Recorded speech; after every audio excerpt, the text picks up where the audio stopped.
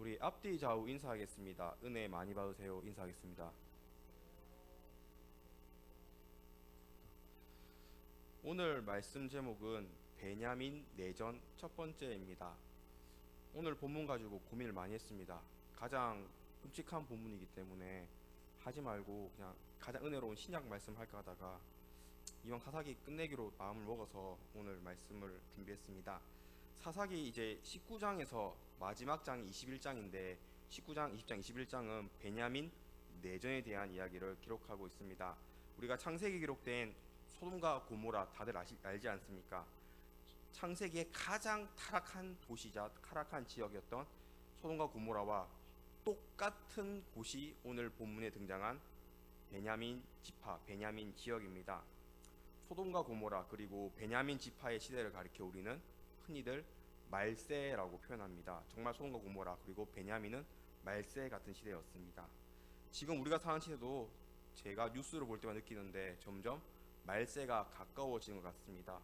오늘 말씀을 통해서 말세의 특징에 대해서 배우며 베냐민 지파의 모습을 반면교사 삼아서 죄악이 아니라 은혜로 살아가는 성도 되시길 간절히 축원합니다. 오늘 보면 우리 주는 메시지는 우리 첫 번째 같이 읽겠습니다. 시작. 말세에는 음란이 심해집니다. 오늘 본문 말씀 1, 2절 말씀, 1, 2절, 2절 말씀을 합독하겠습니다. 이스라엘의 왕이 없을 그때에 에브라임 산지 구석에 거류하는 어떤 레위 사람이 유다 베들레헴에서 첩을 맞이하였더니 그 첩이 행음하고 남편을 떠나 유다 베들레헴 그의 아버지 집에 돌아가서 거기서 넉 달 동안을 지내매. 말씀의 시작은 에브라임 산지 구석에 거류하고는 이제 어떤 레위 사람이 베들레헴에서 첩을 맞이하였다라고 말씀은 시작합니다. 레인이면 당연히 레위 지파를 뜻합니다. 레위 지파는 유일하게 제사장을 배출하는 가장 거룩한 지파입니다. 제사장이 되지 못하면 나머지 사람들은 성전에서 제사장을 도와서 제사를 주관하는 가장 거룩하고 가장 깨끗한 지파입니다. 하나님이 선택한 12지파 중에서 가장 거룩하다고 선택한, 특별히 선택받은 지파입니다. 당연히 레위 사람은 다른 11지파에 비해서 거룩하며 하나님을 소망하며 살아야 합니다. 하지만 이 레위 지파가 첩을 맞이하였다라고 말씀 시작합니다. 이미 아내가 있었고 이 아내로 만족 못해서 첩을 맞이했습니다. 우리 창세기 2장 24절 말씀 같이 자목고 읽겠습니다. 이러므로 남자가 부모를 떠나 그의 아내와 합하여 둘이 한 몸을 이룰지로다. 분명 하나님께서는 가장 먼저 된 성경 말씀 창세기에 아담과 하와를 창조하시면서 남자가 부모를 떠나 그의 아내 합하여 둘이 한 몸을 이룰지라 라고 일부 일처제와 혼전 순결을 말씀하셨습니다. 하지만 말세의 특징 중 하나는 음란이 심해진다는 특징이 있습니다. 그래서 12지파 중에서 가장 거룩해야 할 레위인이 솔선수범하여서 첩을 맞이하는 음란한 모습을 보여주고 있습니다. 그리고 이 음란의 모습이 끝나지가 않습니다. 2절 말씀 아까 같이 읽었죠. 2절 말씀 보시면 그 첩이 행음하고 남편을 떠나 유다 베들레헴 그의 아버지 집에 돌아가. 첩을 음란에 맞이했는데 이 첩도 보통 여자가 아니었습니다.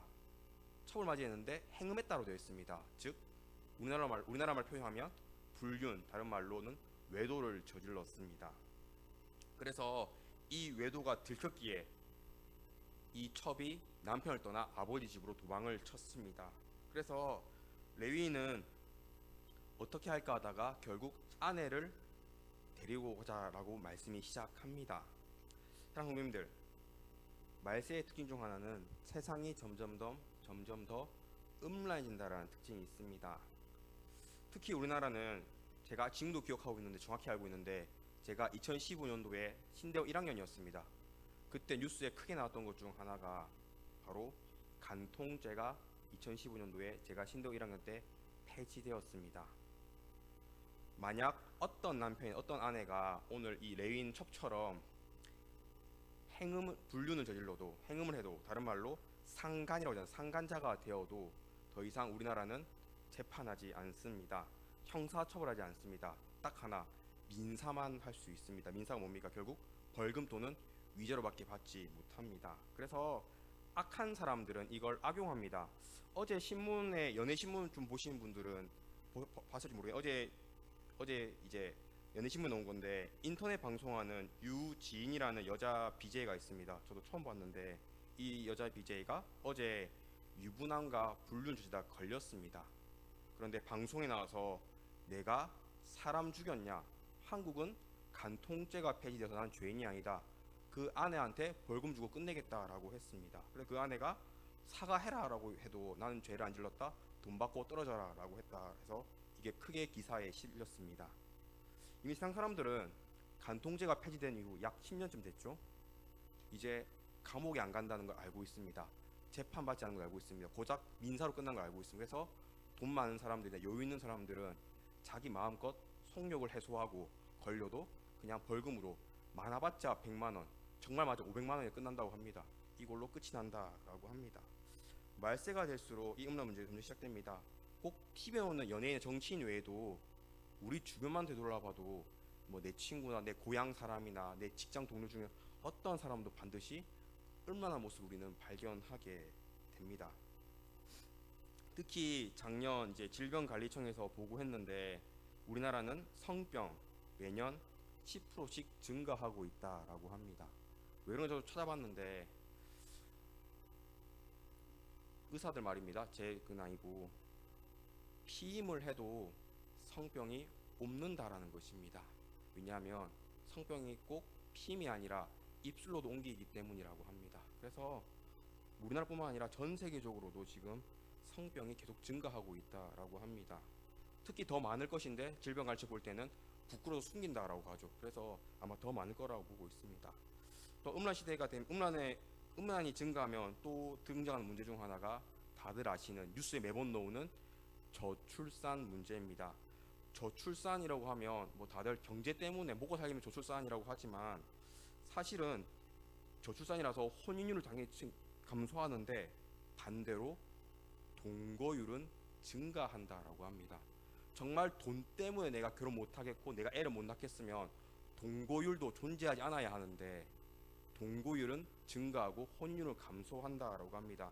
결국 책임감을 내려놓고 서로의 음란만 추구한다라는 것입니다. 현재는 죄송합니다. 우리나라 통계청이 작년에 한국의 사회 동향이라는 제목으로 발표를 했는데 현재 20대는 17.4%, 30대는 28.6%가 동거를 하고 있다라고 합니다. 그래서 길 가서 보이는 20대 커플 10쌍 중에 2쌍이 동거 커플이고 길 가서 보이는 30대 커플 중 10쌍 중 3쌍이 동거 커플이라고 합니다. 하지만 기억하셔야 합니다. 방금 읽은 말씀처럼 하나님은 이 세상을 창조하실 때 일부 일처제와 혼전 순결을 만드셨고 우리에게 선포하셨습니다. 우리는 내 욕망에 사는 삶이 아니라 말씀에 순종하는 삶을 살아야 합니다. 우리 고린도전서 7장 2절에서 3절 말씀을 자보고 합독하겠습니다. 음행을 피하기 위하여 남자마다 자기 아내를 두고 여자마다 자기 남편을 두라. 남편은 그 아내에 대한 의무를 다하고 아내도 그 남편에게 그렇게 할지라. 성경은 분명히 일부 일체제를 말씀하면서 남편은 그 아내에 대한 의무를 다하고 아내도 그리하라. 자기의 의무를 아내에게 다하고 아내도 남편에게 다하라를 가르치고 있습니다. 음란과 외도를 말씀하고 있지 않습니다. 일부 일처제와 한 남편이든 한 아내가 되어서 서로 배우자를 아껴주고 사랑하고 의무를 다하라고 기록하고 있습니다. 세상은 점점 더 음란해지고 악해지고 있습니다. 이럴 때일수록 우리 성도는 정신 차려야 합니다. 우리는 말씀에 순종하는 존재지 내 육신의 쾌락에 순종하는 존재가 아닙니다. 오늘 말씀 레위인은 타락했지만 우리는 거룩하게 살아야 합니다. 내 자녀들과 손주들에게도 혼전 순결과 일부 일처제를 가르쳐야 합니다. 갈수록 음란한 시대입니다. 세상의 풍토는 계속해서 개방적으로 살아라라고 합니다. 결혼 못하면 동거를 하라라고 합니다. 성은 즐겨라라고 합니다. 하지만 우리는 세상을 따라가는 자들이 아닙니다. 하나님을 따라가는 거룩한 하나님의 백성입니다. 당연히 하나님의 말씀처럼 하나님 말씀이신 성경 말씀에 순종하여서 늘 일부일처제와 혼전 순교를 지켜야 합니다. 오늘 말씀 마음에 새겨서 말세 가운데 음란하게 사는 것이 아니라 거룩하게 살아가는 배려기 성도 되시길 축원합니다. 이 두 번째 같이 읽겠습니다. 말세에는 음주 문화가 심해집니다. 오늘 본문 4절 말씀을 합독하겠습니다.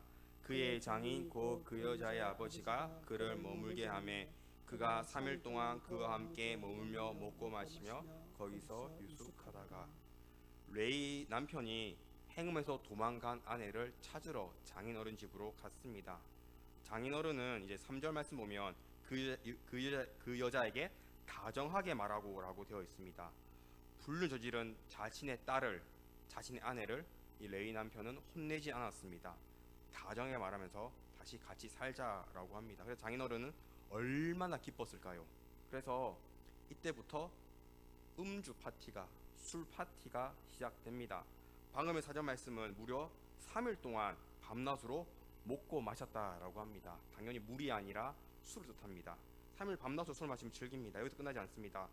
9절까지 4, 5, 6, 7, 8, 9절은 계속해서 장인어른과 그의 사위가 술 마시고 떡을 먹으면서 즐기는 음주 문화, 술 파티에 대해서 자세히 사사기 기록에 기록하고 있습니다. 총 5일 동안 술을 마십니다. 레인이 10절에 밤까지 술을 마시다가 급히 돌아가려고 합니다. 장인어른이 더 마시고 가려고 말려도 더 이상 안 되겠다고 떠납니다. 왜냐하면 우리 18절 말씀 보면 여호와의 집으로 가는 중인다라는 표현이 있습니다. 18절에 보면 무슨 뜻이냐면 5일 동안 술 마셨습니다. 그리고 여호와의 집에 간다 했습니다. 이 사람의 직업은 레인입니다. 당연히 예배 제사를 드리는 지파입니다. 월, 화, 수, 목, 금 다음 날이 무슨 요일이죠? 토요일입니다. 우리 기독교는 예수님의 부활을 기준 삼아서 주일을 예배드리지만 예수님 전에 지금 유대인도 마찬가지겠지만 유대교는 토요일을 안식일로 삼아서 토요일날 제사를 드립니다. 그래서 당장 내일이 일하는 날, 성전 가서 하나님께 제사 드리는 날인데 금요일이었으니 깜짝 놀라가지고 술 기운에 정신 없다가 정신 차려서 얼른 떠나게 되었습니다. 급하게 떠나게 되었습니다. 밤늦게 떠났기 때문에 베냐민 지역에 도착해서 레위인의 첩은 변고를 당하게 됩니다. 만약 술을 마시지 않았더라면 첩은 변고를 당하지 않았을 것입니다. 하지만 매일매일 술을 마시다가 급하게 올라가다가 변고를, 사건 사고를 아내가 당하게 됩니다. 사랑하는 말세의 특징 중 하나는 음주 문화가, 이 알코올이 심해진다는 특징이 있습니다. 제가 처음에 베냐민 지파를 가리켜, 오늘 본문의 베냐민 지파 가리켜 소돔과 고모라와 같다라고 했습니다. 소돔과 고모라도 마찬가지입니다. 우리 창세기 19장 32절 말씀을 같이 읽겠습니다. 우리가 우리 아버지에게 술을 마시게 하고 동침하여 우리 아버지로 말미암아 후손을 이어가자 하고. 소돔과 고모라에서 딱 3명이 살아남았습니다. 롯과 그의 2딸입니다. 그의 아내는 뒤돌아봤다가 송기둥됩니다. 그래서 이 3명이 살아남은데 딸들이 평생을 소돔과 고모라 문화에 살다가 거기에 적응되었기 때문에 착각합니다. 이 세상에 남자는 없다. 우리가 아빠에게 술을 마셔서 우리가 아버지와 동침해서 자녀를 낳자라고 합니다. 아버지 롯이 만약에 술을 마시지 않았더라면 비극이 일어나지 않았을 것입니다. 하지만 아버지 롯도 술을 즐겼는지 술을 취하게 해서 근친상간을 합니다. 첫째 딸뿐만 아니라 둘째 딸까지도 근친상간해서 아이를 낳게 됩니다. 롯은 이것도 모르고 2딸과 근친상간을 해서 모압 같은 다른 민족을 낳는 장면을 기록하고 있습니다. 이 음주 문화가 얼마나 심한지 청소년부 이제 고3을 지도하다 보면 열심히 신앙생활 하다가 고3 때까지는 20살 청년이 되면 가장 먼저 맞이하는 신앙의 문제가 바로 술 문제입니다. 이미 세상에는 음주 문화가 늘어나면 늘어났지 줄어들지 않습니다. 옛날 뉴스 가끔 보면 어떤 대학교 신입생 환영회에서도 술을 너무 많이 먹여서 사람 죽었다고 하지 않습니까? 그만큼 굉장히 술 문화가 심합니다. 이 음주 문화 때문에 고3까지는 교회를 잘 나오다가 대학 가서 술을 접하고, 술 하면 따로 뭘까요? 세상의 유흥 문화입니다. 유흥을 떠나서 결국 교회를 떠난다고 합니다. 대학뿐만 아니라 취업도 마찬가지죠. 사회생활에서 다들 사회생활 하시면 알겠지만 술 때문에 얼마나 많은 유혹을 받습니까? 술 때문에 믿는 자들 얼마나 많은 스트레스를 받습니까? 다들 한 번쯤은 경험이 있을 것입니다. 저도 군대 생활하면 느꼈기 때문에 술 문제에 대해서 다들 한 번쯤은 술에 관한 고민과 유혹과 시련이 있었을 것입니다. 신문을 보니 이제 조사를 해보니까 20대에서 30대가 이 중에서 약 40%가 포금을 한다라고 설문조사가 있습니다. 포금 무슨 뜻일까요? 쉽게 말하면 필름이 끊기도록 마신다라는 겁니다. 술을 마시면 10명 중 4명은 오늘 죽자고 마신다는 겁니다. 당연히 그러면 범죄 노출도 심하게 되고 건강도 다 상실하지 않겠습니까? 이게 20, 30대를 삽니다. 작년 보건복지부에 발표한 알코올 통계 자료집에 따르면 우리나라 성인들 기준으로 지금도 76.9%, 약 77%가 술을 마신다라고 합니다. 성인 100명 있으면 77명이 술을 마신다라는 거죠.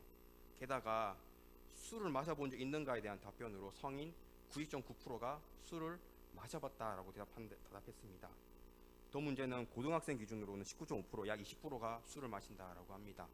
길 가다 보면 이제 고등학생 마시지 않습니까? 고등학생 중 이제 10명 중 2명은 지금 술을 마시고 있다는 겁니다. 대한민국은 사실 부끄럽지만 음주 민국이라 표현할도 과언이 아닐 정도로 술을 굉장히 많이 마시는 민족입니다. 성경에서는 음주량을 이렇게 표현하고 있습니다. 우리 베드로전서 4장 3절 말씀을 같이 읽겠습니다. 너희가 음란과 정욕과 술취함과 방탕과 향락과 무판 우상 숭배를 하여 이방인의 뜻을 따라 행하는 것을 지나간 때로 족하도다. 성경에서는 술 취함, 술 마시는 것을 음란함과 우상 숭배와 동일 선상에 놓았습니다. 왜냐하면 술은 곧 우상이 되기 때문입니다. 성경에서는 술을 즐겨라, 술을 마셔라 라고 하지 않습니다. 술은 우상 숭배와 같으니 멀리하라는 것이 성경의 가르침입니다. 실제로 알코올 중독자가 되어버리면 폭음을 매번 하다 보면 정말 우리가 옛말에 사람이 술을 마시는 것이 아니라 술이 사람 마신다고 다들 들어보지 않았습니까? 술이 곧 신이 됩니다. 그러면 이제 그 사람도 힘들고 그 사람에 속한 가족들 다 힘들어집니다. 그리고 심리학적으로 그 사람이 자녀를 낳으면 그 자녀는 100% 알코올 중독자가 된다라고 합니다. 이렇게 술은 자신만 파괴하는 것이 아니라 한 가정을 파괴하는 굉장히 끔찍한 죄악입니다. 에베소서 5장 18절 말씀도 우리 같이 읽겠습니다. 술 취하지 말라 이는 방탕한 것이니 오직 성령으로 충만함을 받으라. 성경에서는 술이 아니라 성령의 충만함으로 살아가라라고 합니다. 술에 취하는 것이 아니라 성령의 충만을 살아가라라고 합니다. 그 성도는 음주 문화 가운데에서도 성령님과 함께 살아가야 한다는 것입니다. 에베소서 6장 18절 말씀에 항상 성령 안에서 기도하고란 말씀이 있습니다. 성령 충만은 다양하지만 그중 하나가 바로 기도입니다. 늘 기도로 살아가는 삶이 성령 충만한 삶입니다. 세상 사람들은 살기 힘들다라고 술을 마십니다. 다 그렇지 않습니까? 보면 주변을 봐도 힘들다고 술 마시지 않습니까? 하지만 성도는 살기가 힘들면 술을 찾는 것이 아니라 살기가 힘들면 기도해야 합니다. 또 세상 사람들은 기쁘다고 술을 마십니다. 성도는 기쁘다고 술을 찾는 것이 아니라 기쁠 때에도 기도해야 합니다. 늘 기도한 삶이 성령 충만한 삶입니다. 그렇게 세상이 아무리 음주 문화가 심해지고 여기저기서 술판이 벌려도 성도는 세상과 구별된 존재이므로 술이 아닌 성령으로서, 술잔이 아닌 기도로서 살아가야 합니다.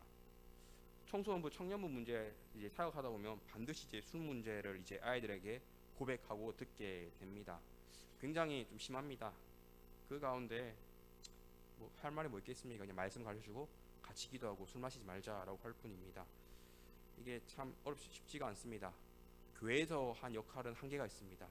가정에서도 자녀와 손주들에게도 술을 꼭 하면 안 된다고 가르쳐야 합니다. 같이 기도해주고 뭐 취업했다고 하면 지혜롭게 잘 해결될 수 있도록 기도해줘야 합니다. 문제 해결은 하나님 손에 달려 있습니다. 우리는 기도할 수밖에 없습니다. 성도는 늘 기도로 살아가야 합니다. 기도 하나님께서 반드시 응답하시고 은혜 베풀어주시고 음주 문화 가운데 지켜주십니다. 술 문제 때문에 고민하는 성도 중에 기도하지 않은 성도는 다 문을 였습니다. 기도할 때 우리는 승리할 수 있고 기도할 하나님께서 가장 지혜로운 방법을 우리에게 알려주셔서 은혜로 피해갈 수 있습니다. 술이 주는 건 가짜 평안이고 가짜 위로입니다. 하지만 하나님께 기도할 때 우리가 받는 평안과 위로는 참된 평안이요 진정한 위로입니다. 그렇게 힘들다고 술 찾는 것이 아니라 힘들 때일수록 기도하고 기쁠 때일수록 기도해서 진정한 평안과 위로를 누리시는 성령 충만한 베델교 되시길 간절히 축원합니다. 우리 세 번째 같이 읽겠습니다. 말세에는 동성애가 시작합니다. 5일 내내 술을 마셔서 늦게 출발해서 가다가 베냐민 지역에 도착합니다. 여기서 레위 사람과 그의 첩과 그의 종을 대접하는 사람은 숙소를 제공하는 사람 아무도 없습니다. 베냐민 지역에 있는 베냐민 사람이 아닌 에브라임 사람인 어떤 노인이 선한 노인이 레위인과 레인 첩의 숙직을 제공합니다. 그런데 문제가 생겼습니다. 오늘 말씀 22절 말씀을 우리 합독하겠습니다. 그들이 마음을 즐겁게 할 때에 그 성읍의 불량배들이 그 집을 에워싸고 문을 두들기며 집주인 노인에게 말하여 이르되 내 집에 들어온 사람을 끌어내라 우리가 그와 관계하리라 하니. 베냐민 사람들이 숙직을 제공하지 않는 이유가 밝혀졌습니다. 이 레위 사람을 욕보이기 위해서였습니다. 20절 말씀 보면 우리가 그와 관계하리라 되어 있습니다. 그녀가 아니라 첩을 노린 것이 아니라 레위 사람을 노렸습니다. 그리고 관계하리라, 이 관계의 뜻은 다들 알다시피 성관계를 뜻합니다. 베냐민 사람이 레위 사람을 보고 의도적으로 저 사람을 밤에 집단 동성애 성폭행을 하자라고 계획을 했던 것입니다. 그래서 이 모습을 보면 제가 처음에 말했듯이 소돔과 고모라가 떠오르게 됩니다. 우리 창세기 19장 5절 말씀 같이 읽겠습니다. 롯을 부르고 그에게 이르되 오늘 밤에 내게 온 사람들이 어디 있느냐 이끌어내라 우리가 그들을 상관하리라. 소돔과 고모라 때도 똑같이 소돔과 고모라 사람들이 롯의 집을 에워싸고 그 사람들이 우리가 그들과 상관하리라, 성관계를 하겠다라고 동성애를 즐기겠다라고 했습니다. 그러자 이제 레인이 자기 첩을 그 동성애자들 쪽으로 밀어내고 문을 닫아버립니다. 이 불량배는 동성애자들은 레인이 안 나오니까 레인 첩을 집단 성폭행하기 시작합니다. 얼마나 이게 심했는지, 얼마나 많은 사람들이 몰려왔는지 이 첩이 성폭행 때문에 사람이 죽어버립니다. 여자로서는 가장 비참한 죽음이지 않겠습니까? 그래서 다음날 레인이 화가 나서 베냐민 지파에 복수하기 위해서 이 죽은 첩의 시체를 토막을 냅니다. 11채로 썰었겠죠. 11개 찢어서 이스라엘 모든 지파에 보냅니다. 그래서 이스라엘 지파는 시체를 받아보고 놀랍니다. 이게 무슨 일인가. 그래서 사사기 20장에 베냐민 내전이 시작되게 됩니다. 오늘 말씀 읽으면 제가 고민할 정도로 성경에서 가장 잔인하고 가장 끔찍한 본문이라면 저는 사사기 19장을 꼽습니다. 굉장히 잔인합니다. 시체 토막도 잔인하지만 가장 잔인한 것은 베냐민 불량배들이 몰려와서 레인과 동성애를 즐기겠다고 성폭행하겠다는 장면입니다. 이 장면을 보면 아까 말했듯이 소돔과 고모라와 똑같은 장면일 정도로 베냐민은 타락한 모습을 보여주고 있습니다. 사랑하는 성도님들, 말세에는 엽기적인 범죄도 증가하겠지만 동성애도 점점 더 심해집니다. 저번 달 5월달이죠. 미국 감리교가 미국에서 두 번째로 큰 교단인데 감리교가 동성애 목사 안수를 주겠다라고 발표했습니다. 갈수록 동성애가 심해지니까 미국 풍토에도 이제 감리교도 동성애 목사를 세우겠다라고 선포한 것입니다. 갈수록 동성애가 전 세계로 심해지고 있습니다. 지금 전 세계 약 28개국이 동성애자 결혼을 허락하고 있습니다. 그런데 동성애 하면 따라오는 거 있습니다. 무엇일까요? 다들 뉴스를 안 보셨군요. 에이즈가 따라옵니다. 들어보셨습니까? 동성혼 옹호론자들은 동성애와 에이즈는 전혀 관계없다라고 동성애 의사들 발표합니다. 하지만 미국에서 동성결혼이 통과된 가장 첫 번째 지역 중 하나가 메릴랜드라는 지역이 있다라고 합니다. 전 모르겠는데 메릴랜드에 있답니다. 메릴랜드가 동성혼이 빨리 통과되는데 지금 그 지역이 에이즈 환자 세 손가락에 들어가는 지역이 되었다라고 합니다. 근데 그래도 그 지역은 동성애랑 에이즈는 상관없다라고 발표한다라고 하죠. 우리나라는 동성애라고 표현하지 않습니다. 뭐라 할까요? 차별금지법이라고 표현합니다. 뉴스 보셨습니까? 차별하지 말라는 거죠. 동성인도 사람이다 싶어가지고. 그게 꼭 차별금지가 꼭 동성애입니다. 이게 계속해서 법안이 통과되려고 하는데 지금 하야문을 막고 있지만 언젠가 통과될지도 모릅니다. 우리는 계속해서 나라와 민족을 위해서 기도해야 합니다. 이게 통과가 되면 우리는 이제 좀 솔직히 이런 말 하면 죄송하지만 살았으면 괜찮지만 우리 다음 세대가 말 그대로 박살이 납니다. 우리나라는 군대를 의무적으로 가야 하는데 우리 손주들 지금 어린애들 초등학교 남자애들도 미래 군대 갔을 때 동성애가 통과되었으면 차별이 통과되었으면 어떤 끔찍한 짓을 당할지 모릅니다. 자매도 마찬가지죠.